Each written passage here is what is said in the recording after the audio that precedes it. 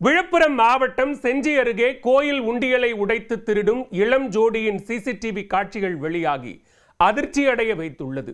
உண்டியலை உடைத்து காணிக்கையை களவாடிய இளைஞர், பணத்தை ஹேண்ட்பேக்கில் போட்டு நேக்காக தப்பிக்கும் இளம்பெண், கூட்டு சேர்ந்து கோயிலில் கைவரிசை காட்டிய சம்பவத்தின் பின்னணி என்ன?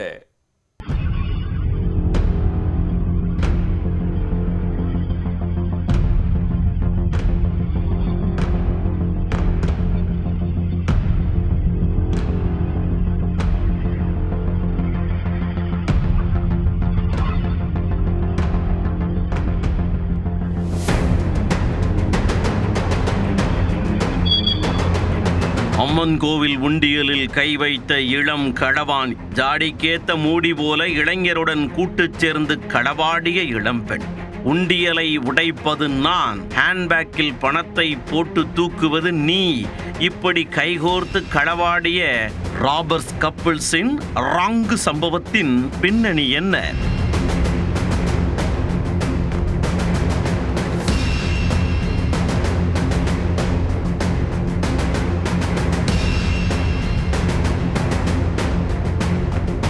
விழுப்புரம் மாவட்டம் செஞ்சி சேத்பட் சாலையில் உள்ள சங்கராபரணி ஆற்றங்கரை ஓரம் அமைந்துள்ளது சோலையம்மன் கோவில்.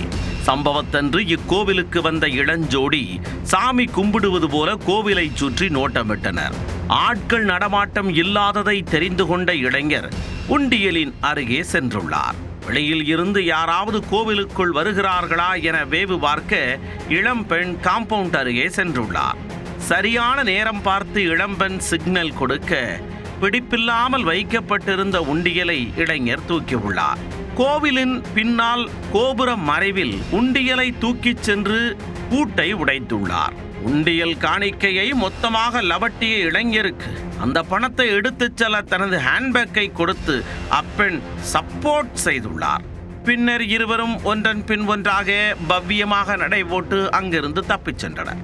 இச்சம்பவம் குறித்து கோவில் நிர்வாகத்தினர் செஞ்சி காவல் நிலையத்தில் புகார் அளித்துள்ளனர். புகாரின் பேரில் சிசிடிவி காட்சி ஆதாரத்துடன் திருட்டில் ஈடுபட்ட இளஞ்சோடியை போலீசார் தீவிரமாக தேடி வருகின்றனர்.